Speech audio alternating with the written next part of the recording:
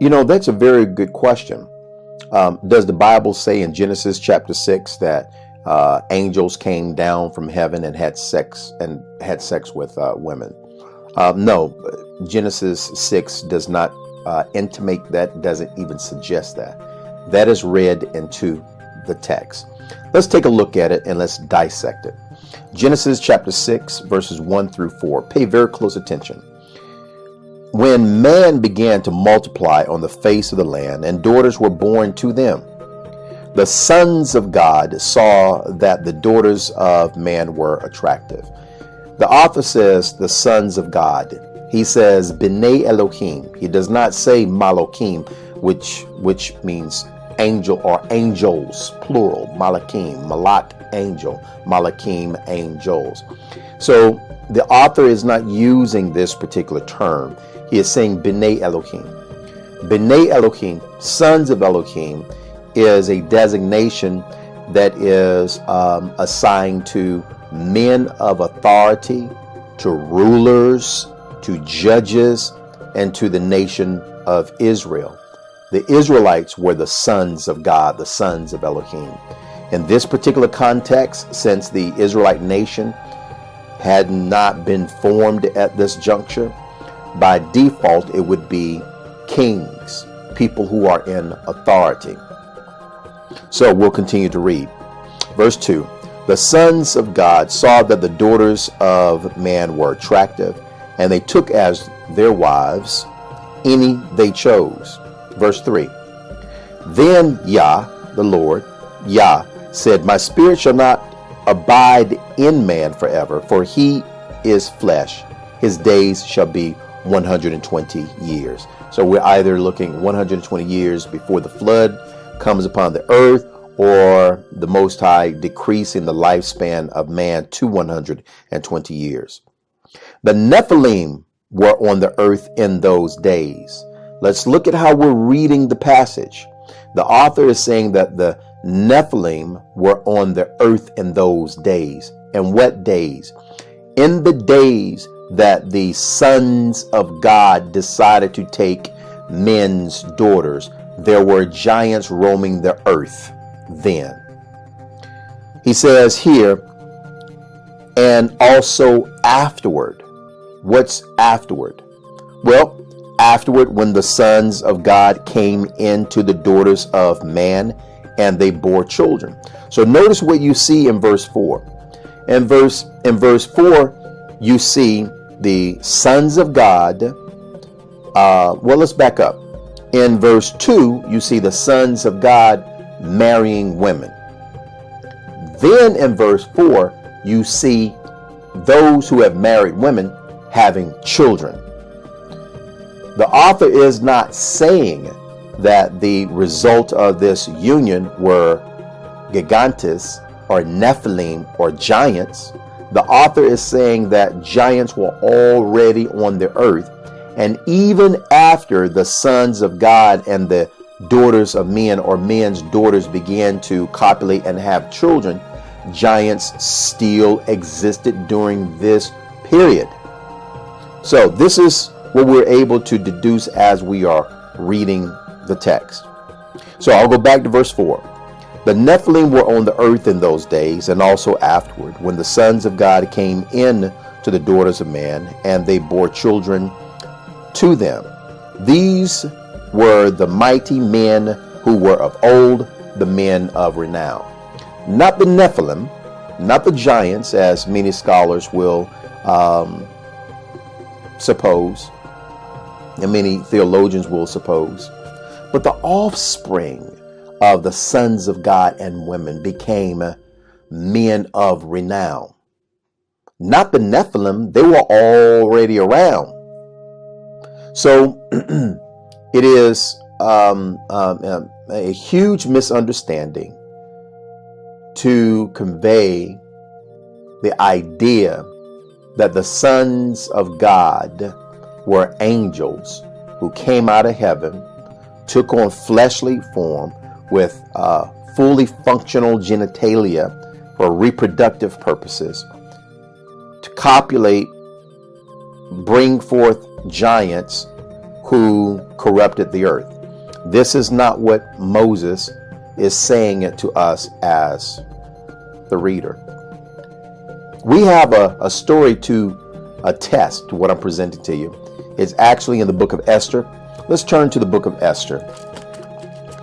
We're going to turn to Esther, and I'm thinking that this will shed a little bit of light on what I am arguing here. Let's pick it up at Esther chapter 2, and just a couple of passages here. And I'm going to read verses, let's see, I'm going to read verse 1. We'll start at verse 1, and let's take it to verse 9. Verse 1, after these things, when the wrath of King Ahasuerus was appeased, he remembered Vashti and what she had done and what was decreed against her.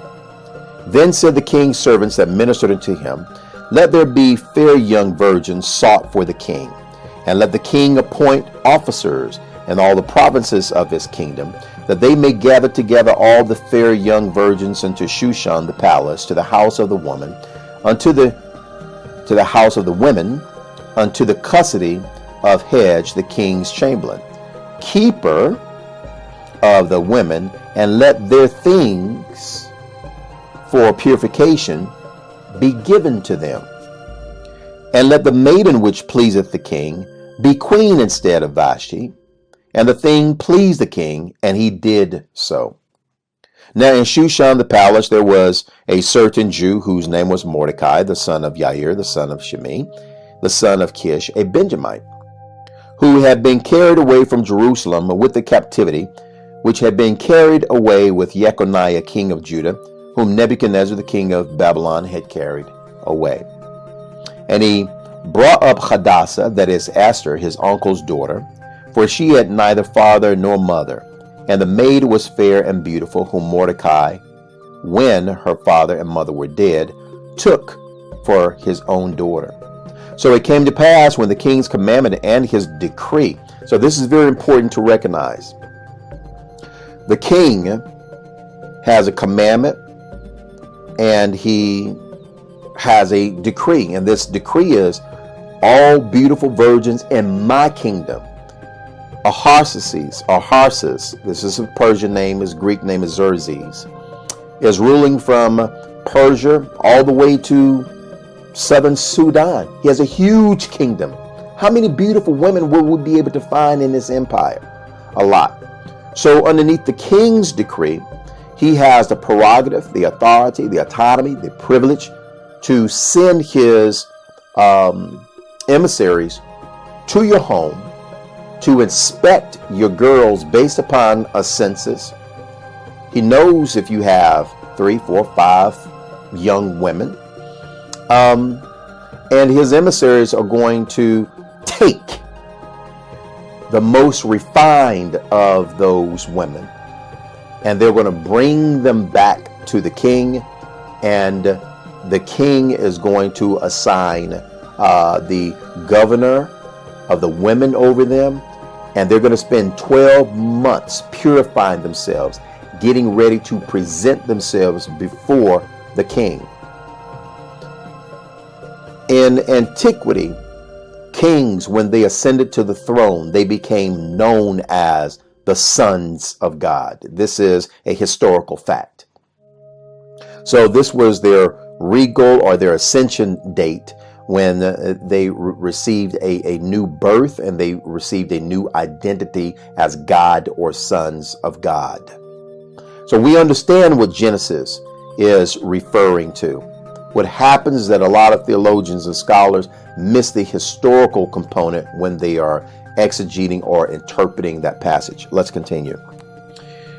Verse 8. So it came to pass when the king's commandment and his decree was heard, and when many maidens were gathered together unto Shushan, the palace, to the custody of Haggai, that Esther was brought also into the king's house to the custody of Haggai, keeper of the women. And the maiden pleased him, and she obtained kindness of him, and he speedily gave her things for purification, with such things as belonged to her, and 7 maidens, which were meet to be given her out of the king's house. And he preferred her and her maids into the best place of the house of women.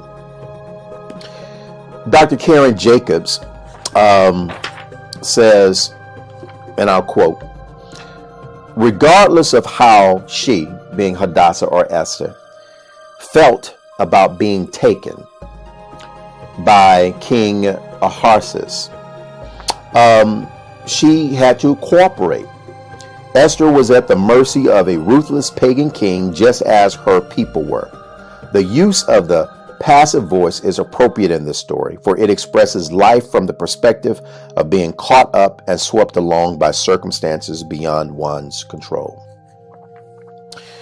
This is a perfect parallel to what the author is conveying in the book of Genesis.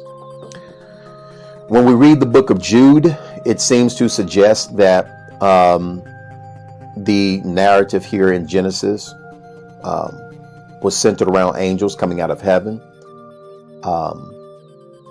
When we read Peter, it seems to suggest the very same thing. But what's their source? Is it Genesis, or is it a pseudepigraphal book called the Book of Enoch, a very popular book in Judaism at that time?